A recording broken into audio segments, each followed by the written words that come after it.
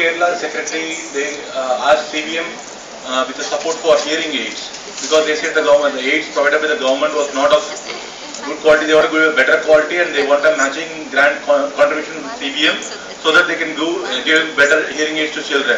But over the discussion, we found that actually they need much more than the hearing aids.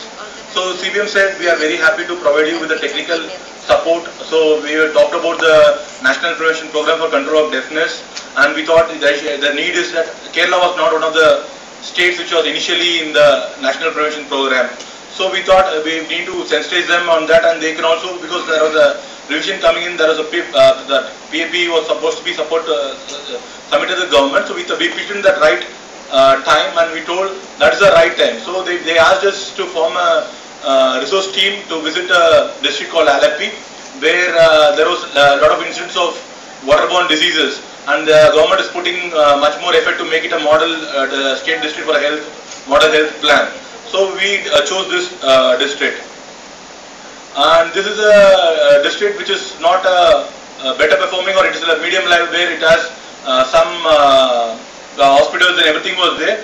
So we had a purpose for our visit was to do a gap analysis on the Alappuzha district regarding the implementation of the NPPCD program, and we also want to sensitize NRHM team members regarding the NPPCD and the modalities of implementation. Because the initial discussion when we had with the team members, we felt that they were not aware of this program.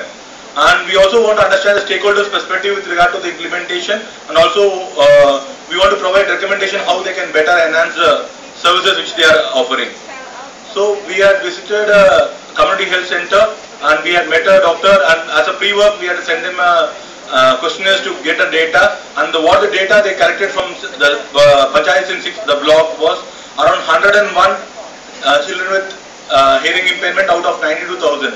So it was roughly the prevalence rate of 1 out of 1,000. So that was what we observed. And we also found, we had discussion with the doctors, we had discussion with the parents, we had a few interviews with the clients, and what we found was late detection was one of the problem, and there was no rehabilitation available, or there was lack of awareness and coordination. And we saw a lot of cases relating to wax and discharging ears was there. And the medical officers, one incident where the medical officer said he is trained, but he doesn't have the basic equipment to do that.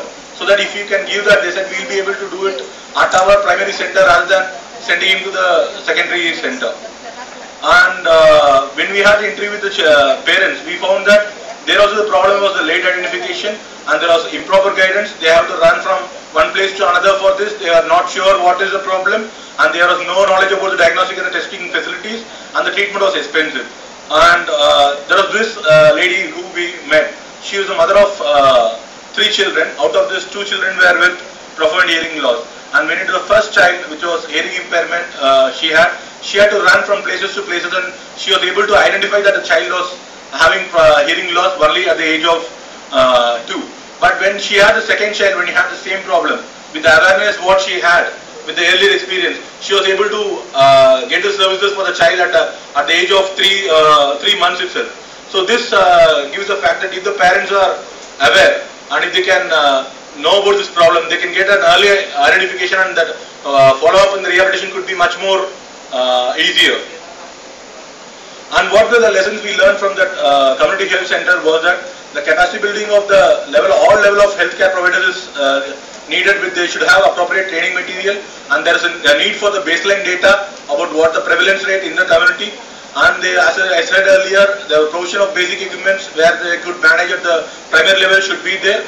And early diagnostics of hearing loss is very important with regard to newborn, and provision of hearing aids and fitment of hearing aids is also necessary. And there should be a need for development of referral and multi-sectoral lineages, and we need to create awareness through generation of IEC materials. And also the role of school teachers was also felt, where they can identify that at an early age. And we submitted a report back to the health secretary, and what we said is, though Kerala is one which was told as a state which has much more high health indicators, we found that situation is not any different from any other states, and we said there are substantial gaps, and the need for the implementation of the national program is the need for the other. And we also met the audiologists, we met the district hospitals, we had a chance to meet the medical colleges. Everywhere they want to do it, but they don't know how to do it. So I thought when they know about this program, and finally the good news for CBM is that when the secretary got the next phase of the national program, all the 14 districts in the state of Kerala was the national program is going to be implemented, and CBM will play an active role in both monitoring, evaluation, also being an advisory support. The resource team from CBM will support the state government of Kerala in making this program a success. And what we felt is more than the money, because we feel the health is a state subject where it is the government role, has a major role to play. So as an organization CBM, we can't give them much support, but when you can create a right linkage with the government, there are funds available to the government which could be tapped. And that is the thing what we learned from this experience of working with the Kerala government. And we are planning to work with other governments also, taking this as a pilot. We are also planning to work with other. And a special thanks to Dr. Sonila and Dr. Sara for giving me this opportunity. And this was really a wonderful experience for CBM to work with the government. Thanks.